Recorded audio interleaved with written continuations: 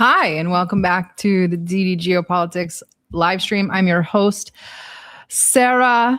We're waiting on Chris. He was in a cab the last I talked to him, running into the apartment in Moscow, freezing Moscow. But Mark is also in Moscow. In case you do not know Mark, he is an independent geopolitical analyst and commentator specializing in Russian foreign policy, Eurasian security, and great power competition, as well as multipolar world dynamics. And as you can see, finally has branding. This is so great. No more zoo in the background. How are you? The zoo is still there. Never fear. They may not be seen, but the crow cage and the dogs are still there. I'm upset for people at the people who bullied you for that. I liked the crows. It added an ambiance to the black filling. Yeah, well, that's what they're there for. That's totally the only reason they're there. Well, speaking thanks for having me, Sarah. It's always an honor and a pleasure to be on Double D Geopolitics. It's been a very long time, so I'm really glad to have you back. I can't think of a more apt time to have you back, as the tankers are now in the air, headed to Al Udeid, and the ships are positioning in the Red Sea as well as the Persian Gulf. I guess, there's all this posturing. Israel's also moving Iron Domes into positioning. What do you see unraveling over the next, 24 hours? Well, a major regime change war on Iran. It's pretty hard to see it any other way. They're quite open on it. The Telegraph is openly calling for a Western military regime change in Iran. Their attempt at, hi Chris. Hello, Mark. Their attempt at a shall we say, softening the ground with the Mossad asset color revolution has petered out much quicker than they thought it would, I believe. I think Iran shut that insurgency down fairly quickly at no small cost to their own security services. But my understanding is they had help from Russia and China. Chinese help in blocking the internet and mobile communications, limiting the ability of outside powers to direct their insurgents. And also from Russia, because Elon Musk, everyone's favorite Bond villain oligarch, flooded Iran over the last probably year, right? Since they had to start almost immediately after the last regime change attempt failed. They flooded the country with Starlink terminals so that if the internet was shut down, they could continue. However, it appears that Iran finally accepted help from Russia, and Russia has had some experience over the last few years, and they gave them the electronic warfare hardware for jamming that, according to Forbes, shut down Starlink across Iran. And that facilitated the Iranian government's ability to not only shut down the color revolution, but to track down those insurgents that were facilitating it with these Starlink terminals. So the U.S. is quite obviously upset, and whether this is an acceleration of their time frame or this was the time frame they always imagined, we're about to see another major war in the Middle East. And it's pretty hard to read this any other way. And I'm extremely curious about this. The first war we saw a year ago was begun with a decapitation strikes against the Iranian leadership, both on the ground with Mossad agents, their assassins on the ground, and with long-range strikes. and that failed overall, right? They had some success taking out scientists, a few generals. Also, their attempt to co-opt the Iranian political and military elite, as was done in Iraq in 2003, as was done in Libya at the end, Tripoli, as was done to terrifying effect in Syria, and was just done in Venezuela, where the quite obviously the Venezuelan military and almost certainly political figures like Delcy Rodriguez cut a deal with the U.S. Behind closed doors to turn over Maduro to the United States, probably on the, oh, if you just give us Maduro, we'll go away kind of nonsense that they bought into for whatever reason. So this will be attempted again. I'm kind of curious. I expected last time to see the activation of a color revolution.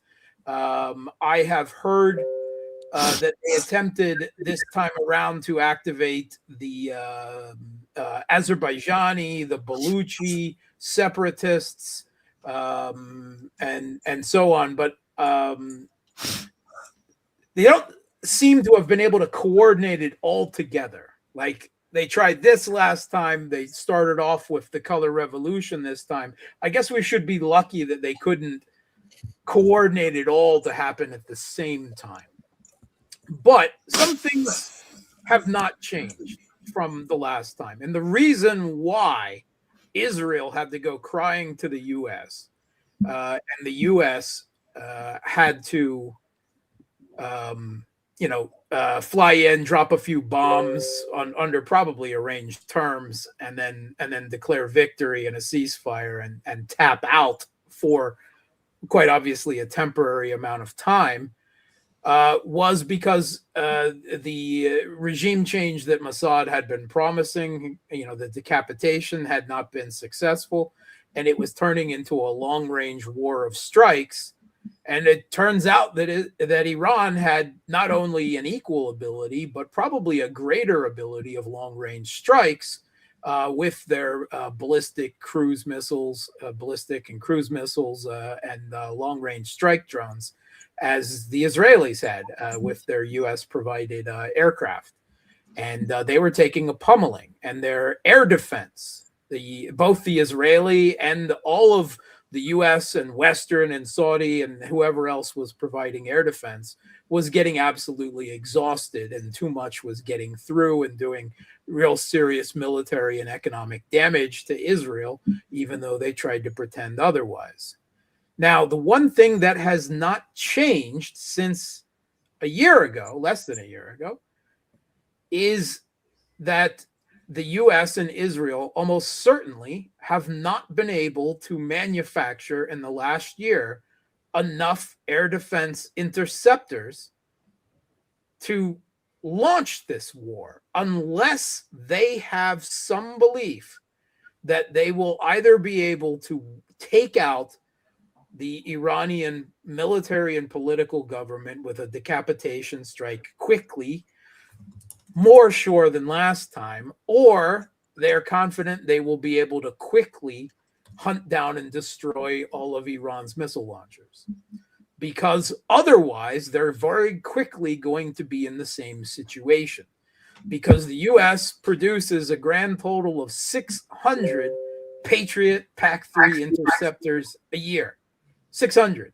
And that has to serve Israel, it has to serve Ukraine, it has to serve the U.S. military's own uses, all of the other countries around the world that use the Patriot. And that's to say nothing of the Patriot's performance, which we've seen in Ukraine. And yeah, it's a piece of crap, at least compared to Russian air and missile defense. So this is the U.S.'s big Achilles heel. And Iron Dome or David's, what is it, a boomerang? Sling. Around and hits the ground in placement. I think it's properly called the boomerang, not the sling. Well, yeah, it kills itself. Israel has the same problem, right? So they don't have enough air defense interceptor missiles. So they've got to do this quickly. They've got to have some plan to do this quickly, because if it lasts another week, then they're right back in the same situation we were last time.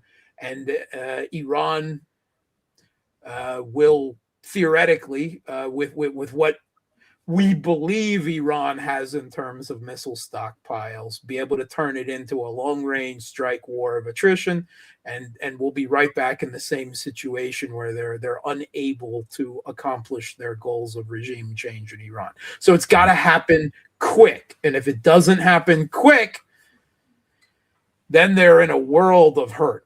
Because I don't know if Iran will be so quickly to agree to a ceasefire this time around.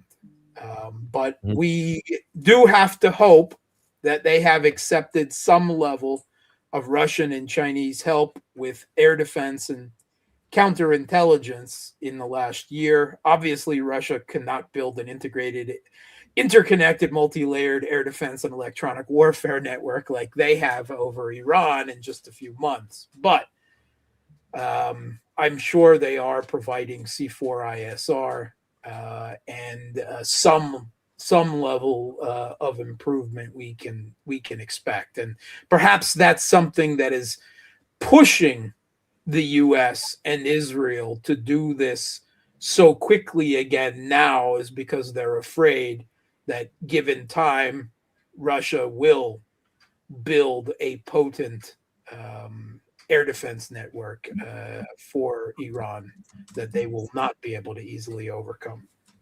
Mark, can I ask you a question? So you mentioned in particular decapitation strikes multiple times, and I got to take you back in time, and I got to ask you a question and get your insight, because it's made me think in these past few days and weeks about what happened to President Raisi and Foreign Minister Amir Abdullahian.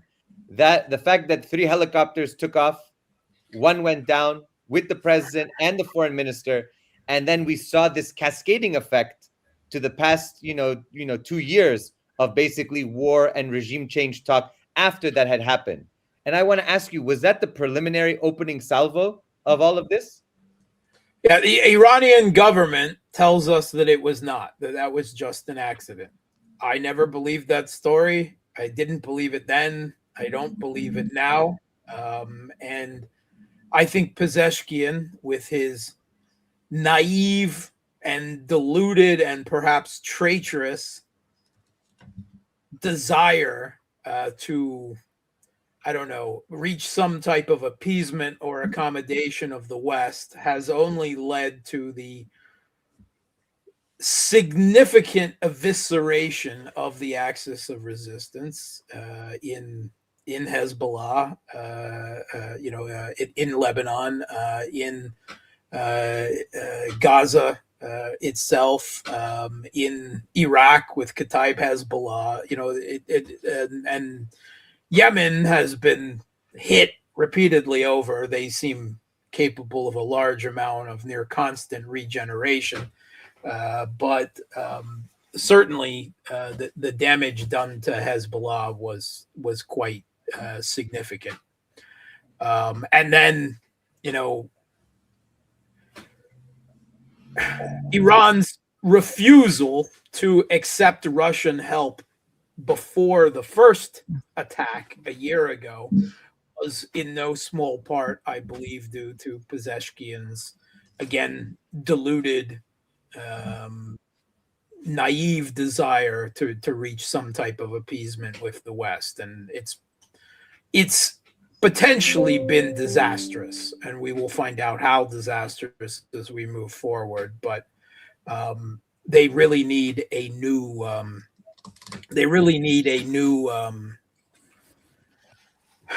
leader in Iran to be able to properly deal with this. Mm-hmm. I do have a video I want both of your reactions to. I haven't heard any of Mark's thoughts on it, and I think I'm going to get at least a laugh out of Chris. So this weekend at Mar-a-Lago, they hosted the Jerusalem prayer breakfast, so they could pray for Jerusalem. But there was also I guess this is a concert. I don't know, performance.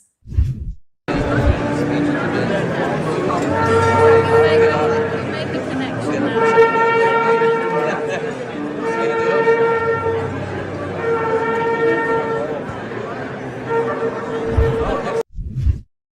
So for those who don't know, that's the shofar, which signifies. They also declared that they have conquered the White House in Mar-a-Lago. And so, do you want to tell the viewers? We lost Mark for a second, but do you want to tell the viewers what the shofar is and what it does, and like why they blow the shofar? Well, the shofar, I mean, is now used in religious purposes, but it actually has a more military function in theological and biblical terms.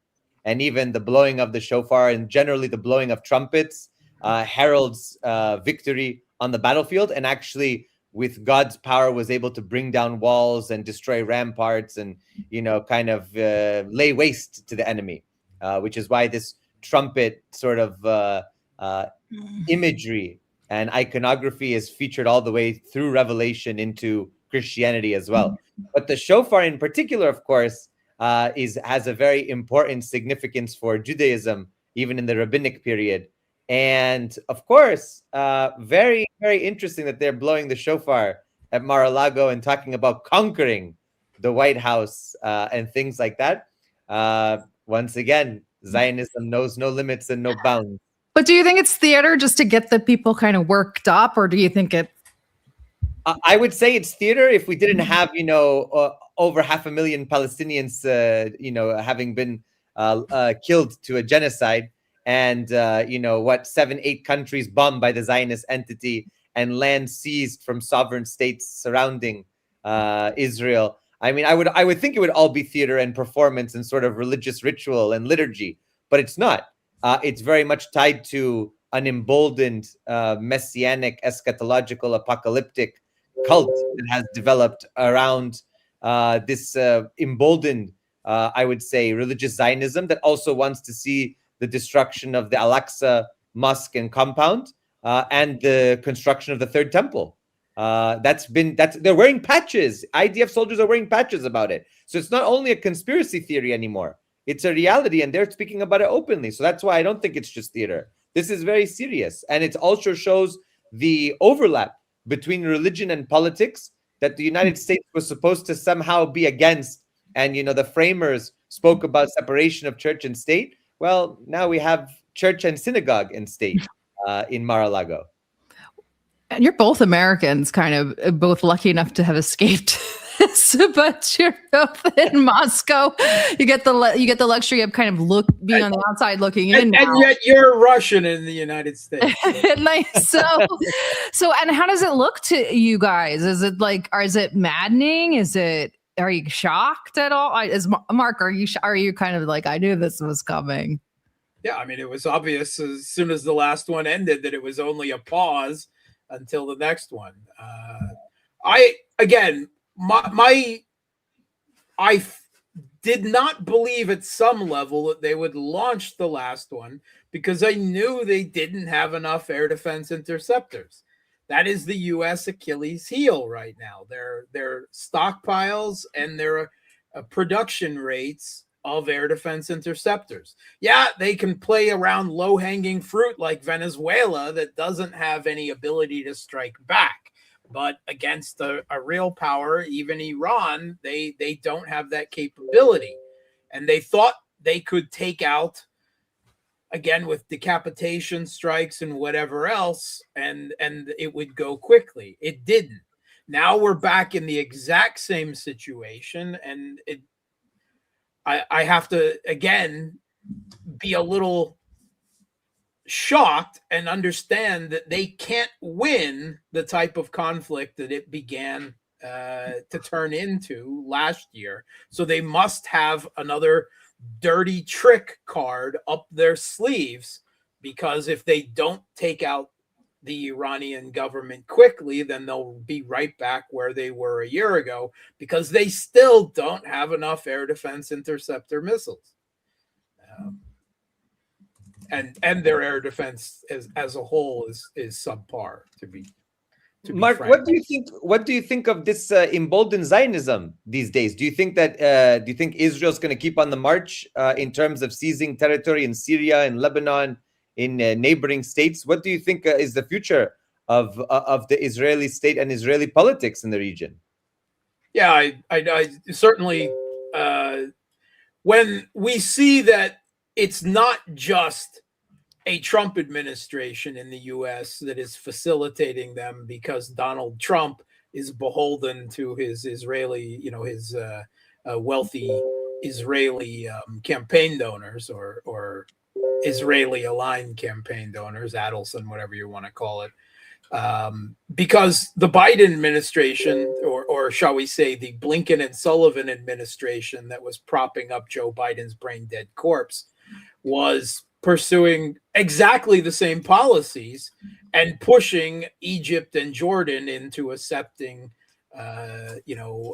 pushing the people of Gaza out of Gaza into those neighboring countries. They were doing the exact same thing that the Trump administration has been doing. So there is no difference whether you're elect Coke or Pepsi in the United States, and as long as the U.S. is facilitating Israel, the single biggest deterrent in the Middle East to Israeli power was Syria, and Syria is now gone, and a pro-Israeli Al-Qaeda regime is now where Syria once stood. So I see nothing limiting Israel anymore. I mean, speaking differently from what I wish, the people of Palestine, particularly of Gaza, are doomed. There's nothing and no one that can stop Israel and the United States from doing with them what they want. Iran might be, the single biggest, even though, let's be frank, Iran has never launched a single missile at Israel because of what they're doing to the Palestinians in Gaza, right? But the existence of Iran is enough of a regional threat to Israel and U.S. hegemony in the region that they feel the need to,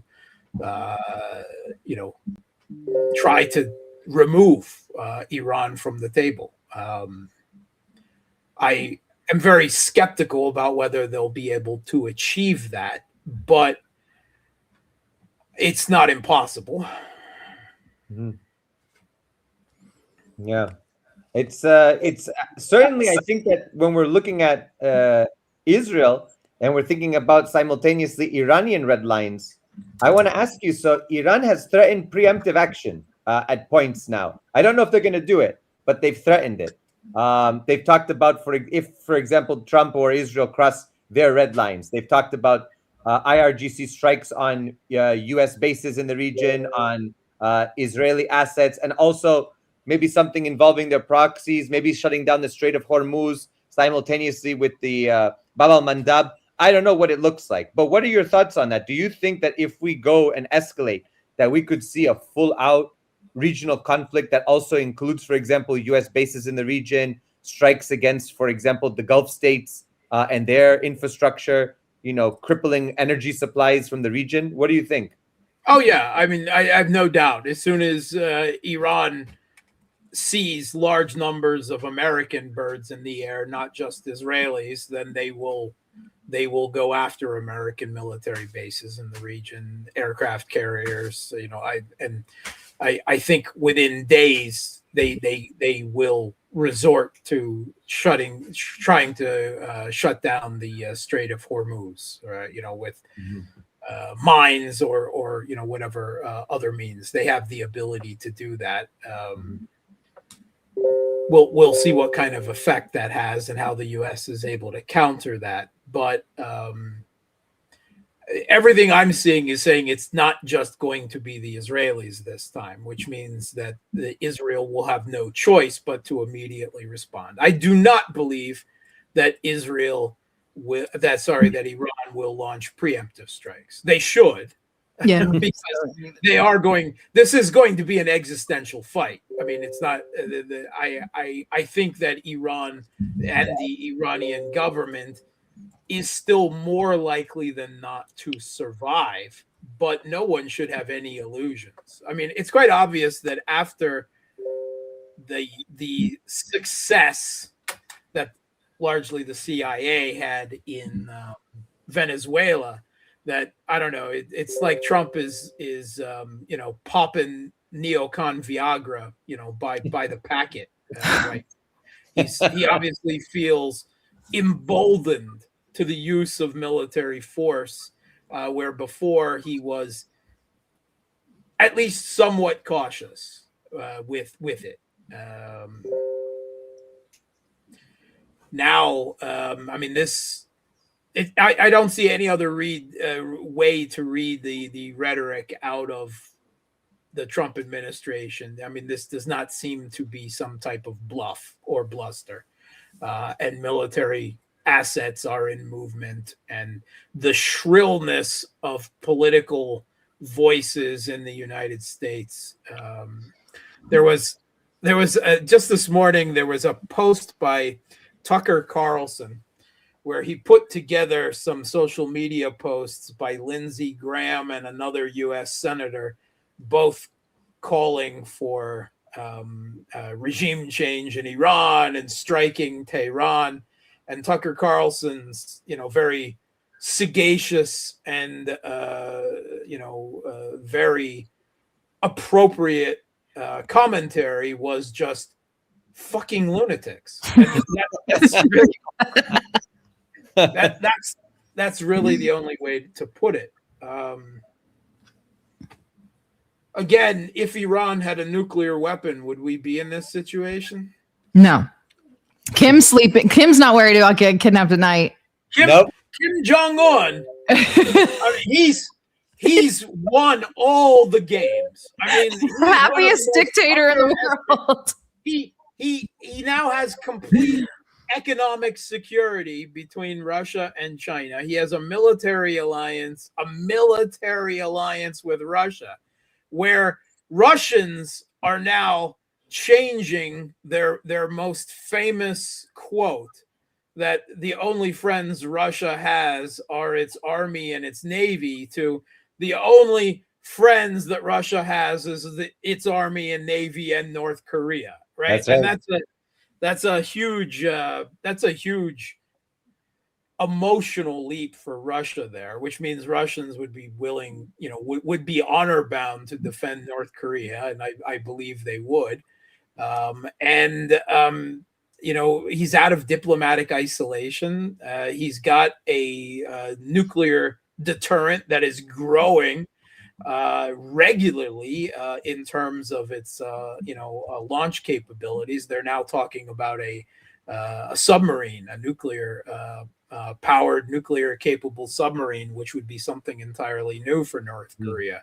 So Kim Jong-un, I mean, he's the best Kim ever. I mean, let's be frank. No one has done. None of his predecessors have done for what North Korea has achieved in the last few years with him. And if Gaddafi, if Assad, if now the leadership in Iran, if we want to use the favorite American dehumanizing terminology, the mullahs, right? Mullah. Yeah, basically, as soon as someone uses that word, I know I can just block them. Well, let's move to Russia and China. They've been quite quiet. They've been quiet publicly, but they've obviously deepened ties with Iran. There's been rumors that Iran has sent ballistic missiles to Russia. So I want to get your thoughts on that, or clarity on that. And also, if you know of anything or can confirm anything that Russia has sent to Iran. Yeah, I mean, there have been rumors that Iran has sent ballistic missiles to Russia since basically the first year of the special military operation. And I have yet to see any proof of it. Yes, they provided the initial, test models and the plans for the Shahed 136. that has, what are we at now? The Garan 5 Black stealth jet fighter, practically. I mean, Yeah. that's where we are now. Obviously, a world of evolution from the rather simple but effective, original design. But that's the only technology transfer I'm aware of. I really honestly don't believe at this point that Russia needs Iranian ballistic missiles, right? The production of the Iskander, the production of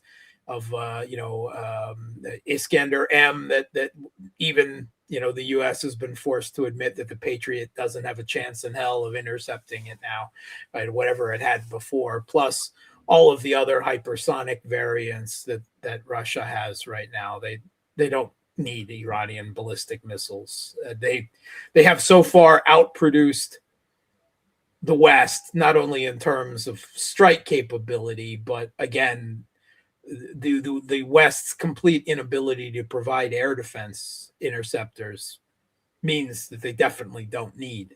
They're exhausted. Russia doesn't need Iranian ballistic missiles, so I have to doubt that. I don't see a cause for it. Now, what has Russia provided Iran? There's so many rumors. There were rumors last time around, and none of them turned out to be true. With Forbes now talking about the electronic warfare that helped shut down Starlink, you have to think that Russia has provided at least some electronic warfare hardware. And Russia has a whole host of, from the Murmansk GN to a whole host of, a panoply of electronic warfare systems for any potential eventuality. Russia, while the U.S. and NATO concentrated on cruise missiles and power projection with aircraft carriers and aircraft during the Cold War, the Soviet Union and then Russia focused on air defense and electronic warfare. And that's why they are today still the undisputed masters of these two overlapping shields, really. They're defensive systems. That's what they are. They're meant to be an asymmetric military development response to NATO's, in the Cold War's, perceived technological advantage and power projection capability. And one is physical, right? That's the air defense. And the other one is the invisible electromagnetic shield of electronic warfare. And they complement each other, forming a type of phalanx for the Russian military that it can be protected as it moves and grinds forward, in the air above them, one of them visible, the other one invisible. And some of that can be provided to Iran, but to properly set up that system would take years and a lot of money. Mm-hmm. So isolated systems provided to Iran can help. There's the possibility that Russia and China both could provide Iran with anti-ship missiles that would help keep the carriers at a longer distance. That is a possibility, but we don't know for sure. We don't know for sure. We're not going to see Russian and Chinese troops on the ground. I know, there's a certain kind of shall we say, pro-Russian, pro-multipolar world cheerleaders that are always, why doesn't Russia and China do this? Why don't they do that? That's not really multipolarity anyway. I know, but they and Russia, and let's be honest, Russia and China don't believe in the ideology of multipolarity. They believe in national interests, and their national interests coincide with some level of multipolarity future right now. And people have unrealistic expectations and constantly get disappointed as a result. You need to have a realistic assessment of what Russia's and China's military capabilities are vis-a-vis the United States. And it's not power projection. Both of them are designed to defend their own backyard against For China, naval and air aggression by the United States, and for Russia, multi-layered but primarily land, right? So their ability to provide Iran with military equipment that is limited. Again, anything they could provide Iran with, Iran troops also have to be trained to use, and they have to practice to integrate it with their own military forces. This is something that takes years and years and years. It's not something that can be done overnight. I wish it were so. I mean, the Kiev regime's experience, when they get thrown military equipment like F-16s and they crash them in the fields of West Ukraine, trying to chase down $30,000 drones is amusing. But it's also a lesson that there has been limited time for Russia and or China to drastically improve the military defense capability of Iran. Let me ask you. So I've been to the Donbass multiple times now over the past 2 years. Also to Kursk to see the damage done outside of Sudzha, and really the horrors committed by the Ukrainian regime and its forces. Let me ask you, where are we headed in the special military operation? We just started the new year. It's Novum Godam. Here we are. Where are we headed? Are we moving? Are we seeing what's the goal? I know a lot of friends in the military, in politics. People are saying different things. Odessa, not Odessa. The 4 oblasts. We're going to Kiev. We're going to take the whole thing. What are we looking at, in your opinion? Well, the first thing we're going to see is the continuation of the war of attrition. We're not out of the war of attrition yet, right? And we may never be, simply because the reality of conflict as it is now, with drones and constant satellite and drone reconnaissance, means that the building of critical mass of forces for maneuver warfare becomes practically impossible, without ridiculously unacceptable casualties. So this 1980s, 1990s belief in the Jedi, the Western U.S. Jedi art of maneuver warfare as some type of secret warfare that only they're capable of, but it's antiquated, right? We saw an attempt to do it in 2023, right, with this NATO-led, NATO-directed, NATO-armed, NATO-trained offensive that got smashed to pieces on the first defensive line, the first layer of the Surovikin line. So even on Russia's side, with all the advantages they have, it is still a near-peer conflict. There's going to be a long way to grind through. You're going to see an escalation of mobilization, of mass forced conscription. There'll be lowering of age limits. There'll probably be the conscription of women in combat roles eventually. The regime is not going to give up. Europe is not going to give up. They have ever decreasing ability to supply them, and Russia will continue to advance and accelerate its advance, and that will make the Kiev regime and its Western backers, which still obviously includes the United States, resort to ever more to what David Ignatius in the Washington Post last year called the dirty war. You want to call it unconventional warfare, you want to call it asymmetric warfare, you call it what you want, but the New York Times open admission of what I and many others, I'm sure you guys as well, long suspected, was that it was the U.S. directing the refinery strikes. It was the CIA. It was the CIA directing the refinery strikes. It was the CIA directing the drone strikes on civilian shipping in the Black Sea and the Med. And that's only a taste of things to come. That's the war of terrorism and assassination and unconventional war. That's what they can do and they will seek to inflict as much damage on Russia to raise the costs for them as much as they possibly can. That's not going to change. And as every time they do that, the Russian government will face a push, an emotional push from their own public and from outside, and including all the armchair warriors out there, to escalate, to respond to a provocation by escalating in response. And that's not what the Kremlin wants to do.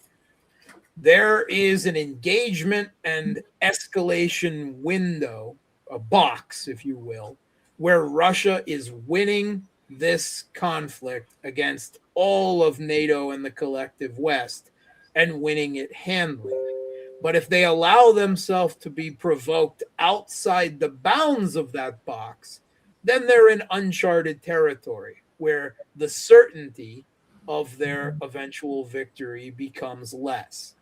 So that is certainly one of the goals, right? A part of it is diplomatic, right? If Russia is seen as responding in, I don't know, the way some people like Karaganov would like Russia to respond, then they would quickly lose the political and economic support of Brazil and India and much of the rest of the global South, or at least they could, and they don't want to risk that. So again, everything diplomatic, military, economic. Sarah, Christopher, you're probably familiar as well. It's my generation, but you're probably familiar anyway. Star Wars: A New Hope. We know it very well, 1, right? You see the X-wing and the Y-wing fighters driving down along the surface of the Death Star. And they're going in. And the TIE fighters are coming in along the sides, and you got the gun turrets, providing air defense along the sides. And the captain of the squadron is just stay on target. Almost there. Almost there. Right? That is where Russia is right now. Or another way of looking at it is they are a pit bull on the neck of whatever it is they've been, assigned to take down, and they're not going to let go of that death grip from that neck. No matter what the U.S. does over here, Nepal, Venezuela, right, and to a big extent, I really believe there are people in the bowels of Langley, in the bowels of the deep state, the blob, the permanent bureaucracy, that look at it as a geopolitical chess match. And they have to say, oh, you think you're going to take our night in Ukraine away from us? Well, bam, we're going to take Syria away from you, and Nepal, and Venezuela, and now we're going to go after your bishop in Iran, too. That's the way they we're in an end game. We are in, you guys understand this as well as I do, and I think probably a lot of the audience. We are in a series of global conflicts, military, economic, cyber, other spheres, that in some future time will be recognized that we are in the early days of World War III. This escalation, so quickly moving from Venezuela to what looks like it's going to be a full-on war on Iran. That is an escalation of that World War III to a higher escalatory level, which should terrify all of us. But I'm a little numb to it all at this point, to be perfectly honest. We've asked our last two guests, Larry Johnson and Scott Horton, about Greenland. Well, that's our producer's funny joke, but Greenland. What I guess it's just interesting to me that while, not all is quiet on the Eastern Front, Trump's like, I'm going to come up behind you from the Western Front and take Greenland. And then today, Sweden's like, we're putting troops there. And then the Greenlander government went to the White House and said the talks went great. What are you making of this sort of Greenland situation? We know Bill Gates and Sam Altman and the rest of the homo cons are building a freedom city up there. I really don't. Donald Trump, I believe he has a psychological fixation for the 19th century. Yeah. He's read one book in his life about one president of that time, and he has since become convinced that is the golden age of America, and therefore he loves tariffs and he loves this type of shall we say American imperialist conquest for territory and so forth. And it's really hard. I cannot understand. I assume you're speaking of McKinley. Yes, of course, McKinley. Yes, okay. I mean, how many times? How many times has Trump mentioned him? He's like that undergrad student you've met that has read one book, and so they it's won't the only book he's ever going to reference. The grand chessboard, like for no. You had one student who came back from my high school class and would not stop talking about Foucault. I said there are many other philosophers. For the love of God, please, Foucault this, Foucault that. I'm like, oh my God. Of all the ones you got to pick, Foucault, really. All right. Anyway, yeah. I mean, William McKinley is an interesting historical figure, but how much that is translatable to the modern world is in serious doubt. It's really hard to see Trump as anything else. I cannot possibly conceive of what Trump would, in any rational sense, need from owning Greenland that he couldn't get for increased military basing rights. I mean, there's already more U.S. troops in Greenland than there are Danish troops. I mean, I don't understand. Now he's talking, I can't erect the Golden Dome, right? Your Golden Drum's a pipe dream, ridiculous boondoggle anyway. You can't even I saw him screaming at Raytheon last week, and I have to chuckle because I know that's about air defense interceptor missiles, right? That you can't produce more. And how do you imagine you're going to build some magical force field Golden Dome if you can't even produce PAC-3 interceptors? Anyway, I just can't conceive of what they could not get just with increased basing rights from Greenland, because Greenland is all about Russia, right? This is about a future conflict with Russia in the Arctic. This is about preventing a threat of in economic terms of the Northern Sea Route, which would provide Russia and through them China with a increasing, an ability to conduct maritime trade that the U.S. wouldn't be able to access, that wouldn't be able to stop, wouldn't be able to provide the type of stranglehold that they believe, they delusionally still believe they are capable of doing to China in the Pacific, or the Indo-Pacific, as they like to call it now. But there are air and missile defense considerations as well, beyond the fantasy of a Golden Dome. But there's nothing they couldn't do without just negotiating greater basing rights with Denmark and NATO. So this is some weird, obsessive, archaic, historical obsession of Trump's. That's really hard to read it any other way. And it's amusing to see the Europeans, scramble and squeal the way they are after they've been such willing vassals, of similar levels of U.S. aggression being done to other countries. But I mean, at some point, the European countries are just going to roll over and play dead and hand Trump Denmark if he continues to demand it as strongly as he is, which is probably what he's counting on. But does it really change the geopolitical situation for Russia and China, whether the United States controls Greenland or whether NATO controls Greenland? And I don't think so, but it's amusing. Pass the popcorn. That's all I'm going to say. I do have another. I want to get your thoughts on this video. Very interesting. A lot of the quiet parts being said out loud.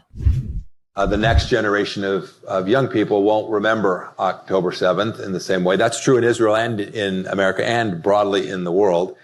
And we need to make sure two things. One, it's not that we don't forget. We need to make sure that the story is told properly so that when the history books write this, they don't write about the victims of Gaza, right? They can't. The history, and it's. I should be a little more precise. There were victims in Gaza, right? It's true. There are civilian casualties in every war that's ever been fought, but the victims were the people of the nation state of Israel. I mean, I told Chris the same thing. When the kidnapping of Maduro happened, I felt like something really broke there. And now it's just like the floodgates are open. We're going to rewrite history, make sure that Gazans don't get any victimhood or sympathy. We're just putting our lack of morality completely on display. What do you think is I feel like once you lose your moral footing, the empire collapses eventually. Yeah. So I don't think this is all that new. We had a quote attributed to Karl Rove back in the 90s about reality. We create our own reality. He claimed at the time, we're an empire now, and when we act, we create our own reality. And while you're studying that reality judiciously as you will act again, creating other new realities, which you can study too. And that's how things will sort out. We're history's actors, and all of you will be left to just study what we do. That is really, I mean, it's obviously put in more eloquent terms than anyone in the current White House to articulate it, but it's the same kind of idea.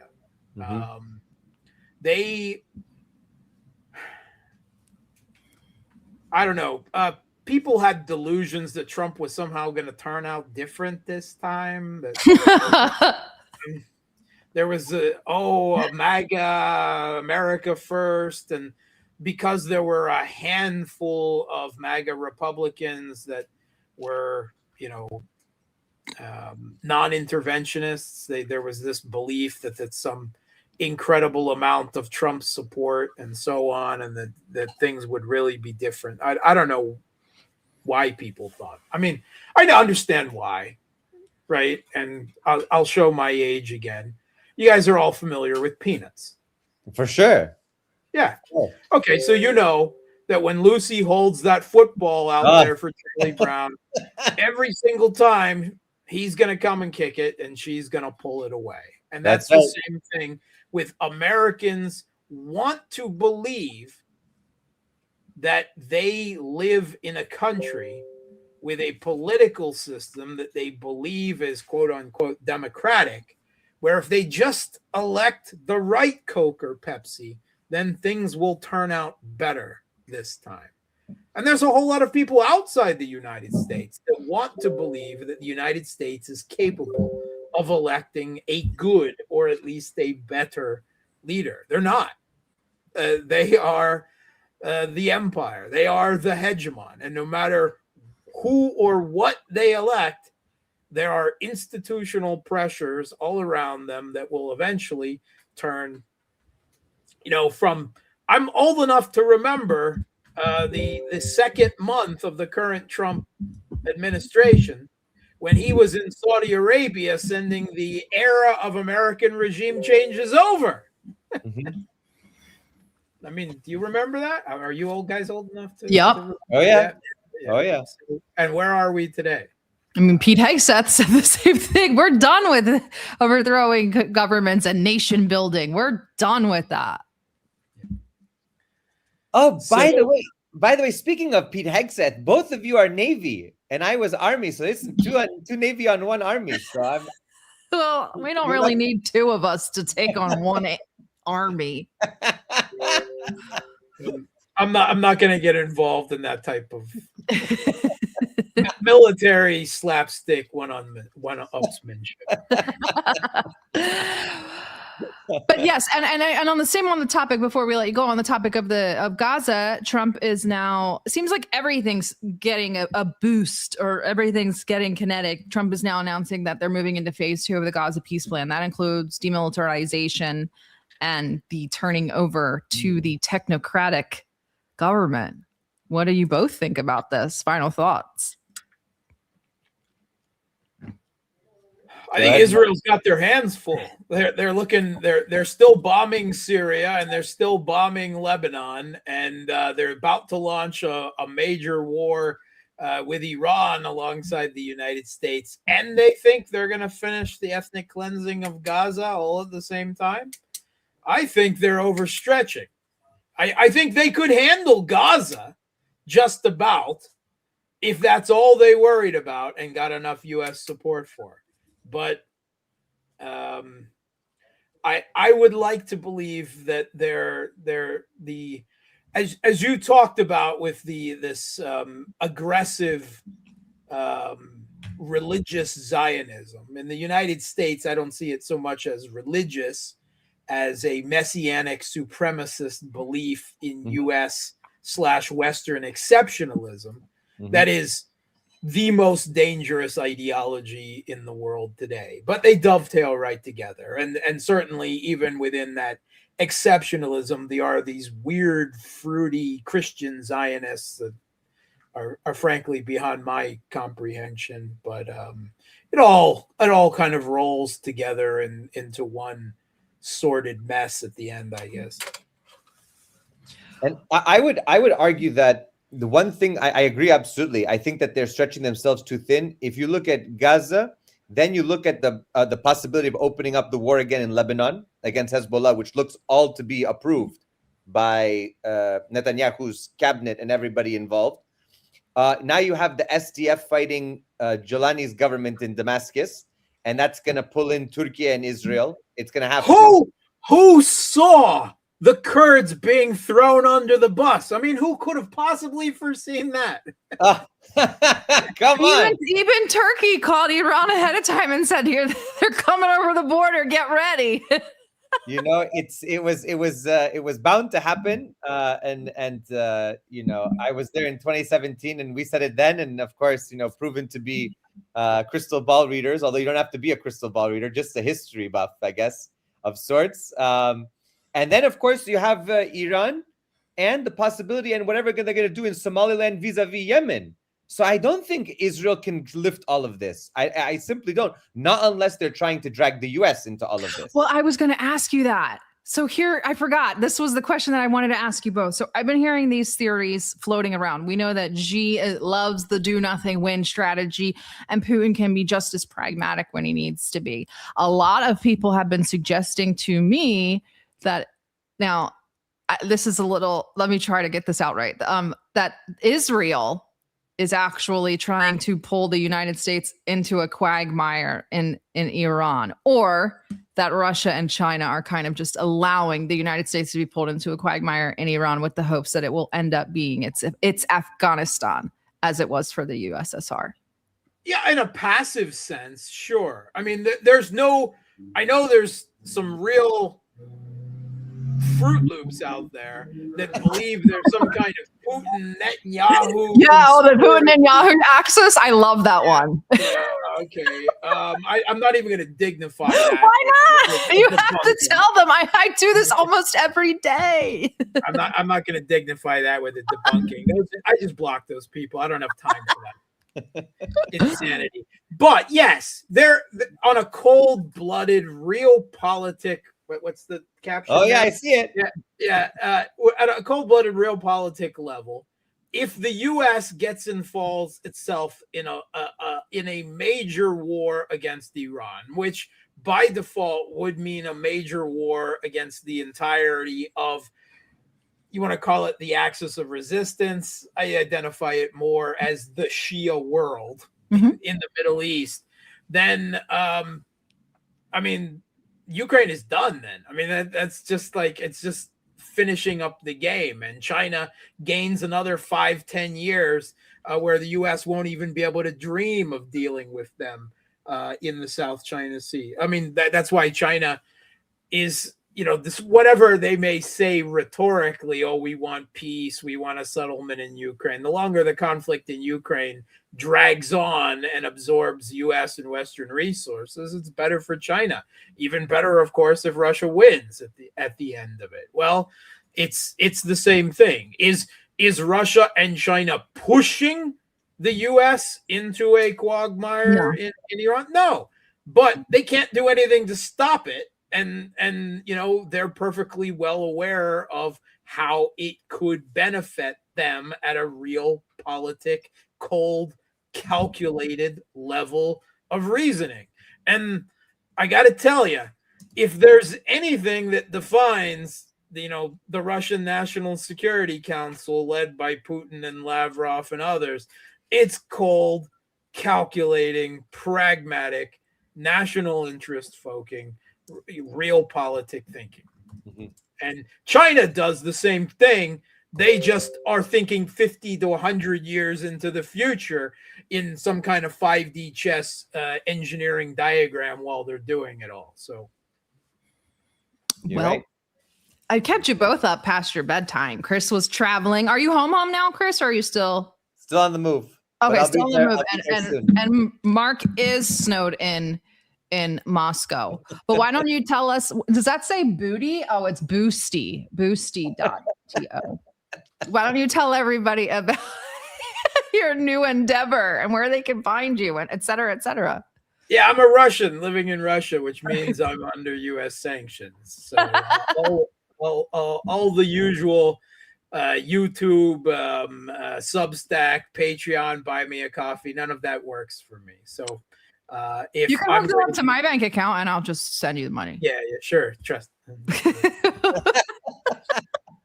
That trust but verify. No. The world doesn't work that way. So I'll launder money for you.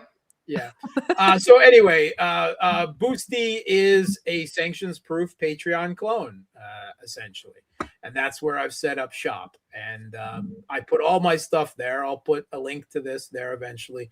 But I also have hours and hours of exclusive content every week, private Discord community for subscribers. So if you don't get enough black-pilling, cynical realpolitik realism, if you really want to punish yourself with more of me, then that's the place to join and to support that sadomasochistic quest of yours. And I guess we'll go through the super chats since they're may God help us continued. Yes. Long live Kim Jong-un, Supreme Leader and General Secretary of the Work. Oh my God. He has shown that military and economy can be developed simultaneously. Greatest Teletubby. I need new friends. Trust the process. Trump is playing 5D chess. He's not wrong. I really, really need to get new friends. Sorry for the early show today. We cut into Georgia's time slot, but I got to get the guys to bed. Mark's bedtime is midnight or he turns into a pumpkin, and we're already past that. So we will let Mark go. I'm an over 50 fogey here. Come on. We will see you guys on Sunday. And I will leave you with the wonderful, wonderful, wonderful Victor Gal. You guys try to enjoy the rest of your week. If something insane happens, we'll try to get an emergency stream up for you guys. Just stay safe and hug your family, I guess. Take care, everyone. Until next time. If you want to have war, you will get war. If you want to destroy China, you will be destroyed. If you want to impose nuclear war on China, you will be wiped out by nuclear war. This is very serious. China's policy is very clear. China will not fire the first shot, but China will not allow you to fire the second shot. If you have not watched the Victory Day parade in Beijing on September the 3rd, one of the weapons China demonstrated is a missile with all the warheads. We call it 61 because it can contain 60 nuclear warheads plus one hydrogen bomb. Now, in the world of today, let me tell you, which country has hydrogen bomb? China is the only country with hydrogen bomb. And that ICBM can cover every corner of the world in less than 20 minutes and destroy any target in any corner of the world without any possibility of being intercepted. I hope Washington has learned the lesson